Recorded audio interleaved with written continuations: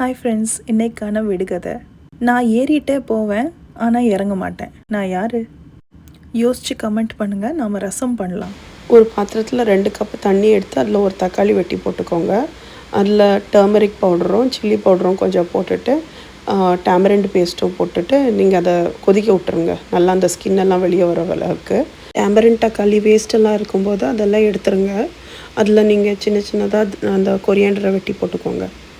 ஜாரோ பிசிலோ எடுத்துகிட்டு அதில் பூண்டு, கொத்தமல்லி, ஜீரா, ஃபினூல் சீட்ஸ், பெப்பர் கோன்ஸ் போட்ட கொத்தமல்லியோட இந்த ஸ்டெம் போர்ஷனை நீங்கள் இதுக்கு ஸ்மெல்லுக்கு யூஸ் பண்ணிக்கலாம். அப்புறம் தாளித்து ஊற்ற வேண்டியது தான். ஆஸ் யூஷுவல் மஸ்டர்டு, கருவேப்பிலை, அரைச்சி வச்ச அந்த பேஸ்ட்டு இல்லைனா இடித்து வச்ச பேஸ்ட்டு அதை போட்டு வதக்கிட்டு எல்ஜி போட்டுக்கோங்க. ஹீங் போட்டுக்கோங்க. தண்ணி தேவையான அளவுக்கு ஊற்றிக்கோங்க.